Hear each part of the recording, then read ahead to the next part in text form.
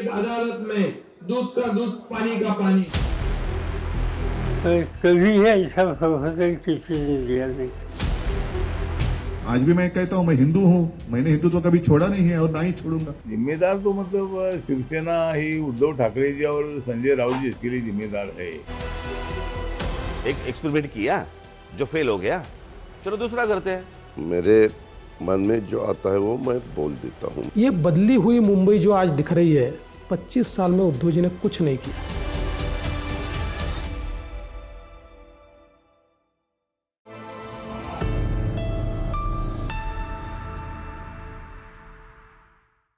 नमस्कार दर्शकों, आवाज इंडिया में आपका स्वागत है। मैराथन बैठकों के बाद महाविकास अघाड़ी में सीटों के बंटवारे में अभी भी नूरा कुश्ती जारी है। दरअसल उद्धव ठाकरे और कांग्रेस के बीच चल रही इस उठापटक के पीछे महाराष्ट्र की कुछ वो सीटें शामिल हैं जिसे लोकसभा के दौरान शिवसेना ने कांग्रेस को लड़ने दिया था। यूँ कह सकते हैं हुआ ये कि शिवसेना ने कुर्बानी दी, लेकिन अब विधानसभा चुनाव में शिवसेना कांग्रेस को बड़ा दिल रखने की सलाह दे रही है। देखिए शिवसेना और कांग्रेस के बीच चल रही सीटों के बंटवारे पर आवाज इंडिया की विशेष रिपोर्ट। महाविकास आघाड़ी में बैठकों का दौर जारी।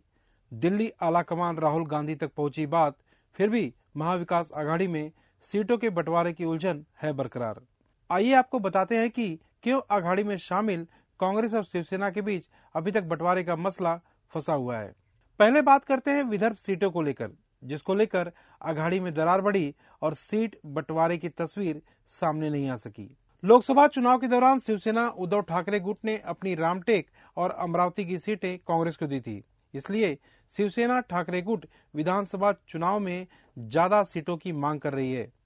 महाविकास आघाड़ी के सूत्रों से मिली जानकारी मुताबिक शिवसेना ठाकरे गुट डंके की चोट पर 12 सीटों पर दावा ठोकती नजर आ रही है।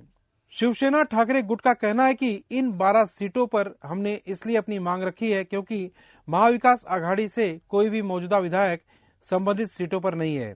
इसलिए कांग्रेस को बड़ा दिल रखकर शिवसेना ठाकरे गुट को ये सीटें दे देनी चाहिए। कांग्रेस का हाईकमान दिल्ली में बैठता है, उनके निर्णय दिल्ली में होते हैं।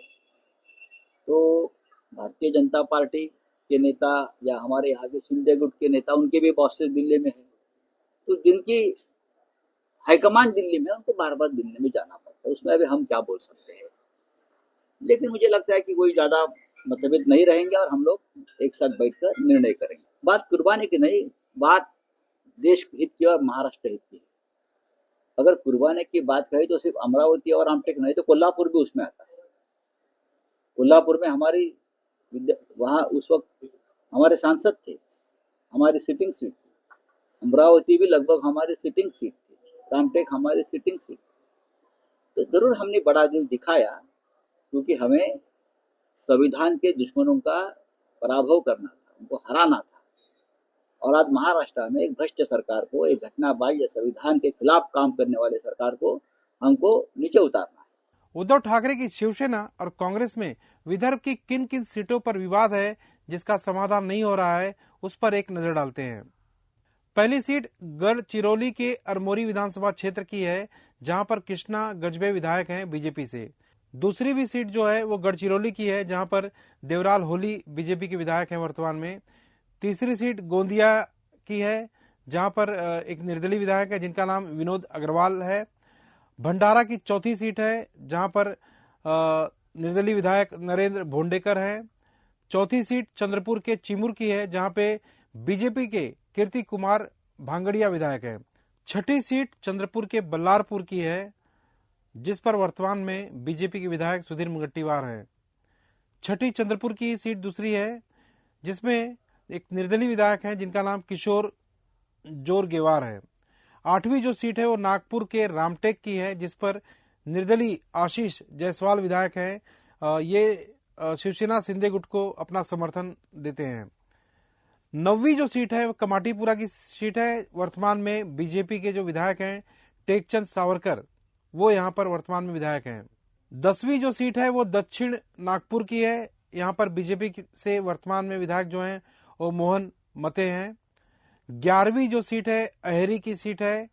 वर्तमान में एनसीपी अजित पवार गुट के धर्मराव बाबा अतराम जो हैं यहाँ पर विधायक हैं। 12वीं जो सीट है भद्रावती वरोरा की, यहाँ पर प्रतिभा धनोरकर जो कांग्रेस की विधायक थी जो पहले, लेकिन वर्तमान में वो लोकसभा में सांसद चुनकर गई हैं। अब दिक्कत यह है कि जिन जिन 12 सीटों की मांग शिवसेना उद्धव ठाकरे दल कर रहा है, उन्हीं 12 सीटों पर कांग्रेस भी दावा ठोकती नजर आ रही है। साथ ही नासिक पश्चिम सीट पर भी चुनाव लड़ने पर कांग्रेस जोर दे रही है, जहां शिवसेना ठाकरे गुट के सुधाकर बड़गुजर की उम्मीदवारी को लगभग अंतिम रूप दे दिया है। जानकारी के लिए बता दें कि हाल ही में 11 घंटे तक देर रात तक अघाड़ी की जो बैठक हुई थी, उस बैठक में जब नाना पटोले ने नासिक पश्चिम पर जोर दिया तो संजय राउत इस रात की बैठक से उठकर निकल गए। यह बैठक रात तकरीबन 1 बजे तक चली थी, जबकि बैठक से संजय राउत सहित उनके साथ जो दूसरे सांसद थे शिवसेना के अनिल देसाई, वो 11 बजे निकल गए थे। जिसके बाद उद्धव की शिवसेना ने विधायकों और नेताओं की एक आपात बैठक बुलाई, क्योंकि उद्धव ठाकरे को ये लगने लगा था कि अगर इसी तरह से सीटों के बंटवारे का हाल रहा तो ये सुलझने की बजाय और उलझता चला जाएगा और सीट बंटवारे का काम अधूरा ही रह जाएगा। अघाड़ी में आ रही दिक्कतों को लेकर शिवसेना उद्धव दल के नेताओं ने अपनी नाराजगी दिल्ली कांग्रेस हाईकमान और शरद पवार तक पहुंचा दी है, जिसके बाद से कांग्रेस हाईकमान अब महाराष्ट्र की महाविकास आघाड़ी विवाद पर पैनी नजर बनाए हुए है। इसी बीच दिल्ली में होने वाली सीईसी की बैठकें भी गर्म हो चुकी हैं। अब महाराष्ट्र से दिल्ली पहुंचे कांग्रेस नेताओं को दिल्ली में ही रुकने के आदेश तक दे दिए गए हैं। महाविकास आघाड़ी की सीट बंटवारे को लेकर चल रही नूरा कुश्ती क्या वाकई सच में लड़ी जा रही है या फिर महाविकास आघाड़ी का यह एक राजनीतिक हथकंडा है? खैर, अब सबसे बड़ा सवाल यहाँ पर यह है, क्या महाविकास आघाड़ी अपने सीट बंटवारे के मुद्दे को सुलझा पाएगी या फिर कहीं गठबंधन का अस्तित्व ही खतरे में न पड़ जाए? कैमरामैन राजेंद्र के साथ सर्वेश तिवारी, आवाज इंडिया।